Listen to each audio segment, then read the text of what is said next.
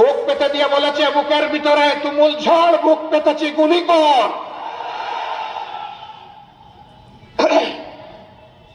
আপনি আমি যেটা পারি নাই সেই অসাধ্য তারা সাধন করেছে আল্লাহ সাহায্য নিয়ে। আলহামদুলিল্লাহ, আমরা তার এই প্রধান উপদেষ্টার এই ঘোষণাকে সাধুবাদ জানাই।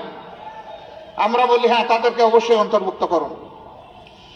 যারা জীবন দিয়ে আমাদেরকে স্বাধীনতা দিতে পারে, আমরা দেশবাসী দেশের সরকারকে তাদের হাতে একটা ভোটের অধিকার তুলে দিতে পারি না? আমরা চাই তাদের হাতে ভোটের অধিকার। শুধু তাই নয়, আমরা এই দেশের জন্য যা পেরেছি অতীতে আল্লাহ যা তৌফিক দিয়েছেন করেছি। ভুল হলে আল্লাহ ক্ষমা করুন, ভালো যা হয়েছে আল্লাহ কবুল করুন। আগামীর বাংলাদেশ আমরা যুবকদের হাতে তুলে দেব ইনশাআল্লাহ। জামাতে ইসলামী না, গোটা জাতি তুলে দেবে। যে যুবকরা জীবন দিতে শিখেছে দেশ এবং জাতির জন্য, সেই যুবকদের হাতে এ দেশ নিরাপদ থাকবে ইনশাআল্লাহ। আমরা তাদেরকে সম্মানিত করতে চাই। তাদের পারফরমেন্সে আমরা পিতা হিসাবে, অভিভাবক হিসাবে আমরা গর্বিত হতে চাই।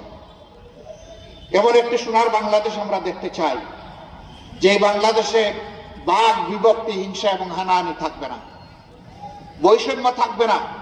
প্রত্যেকটি মানব শিশু জন্ম নেওয়ার পরে রাষ্ট্রের দায়িত্ব হবে তার সুস্থতা, তার পুষ্টি, তার শিক্ষা তার হাতে তুলে দেওয়া। যাদের পারিবারিক সামর্থ্য আছে পরিবার দেখবে, যাদের সামর্থ্য নাই রাষ্ট্রকে তার দায়িত্ব নিতে হবে।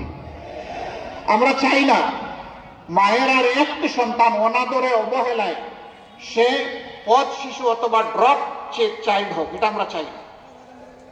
সরকারকে দায়িত্ব নিতে হবে।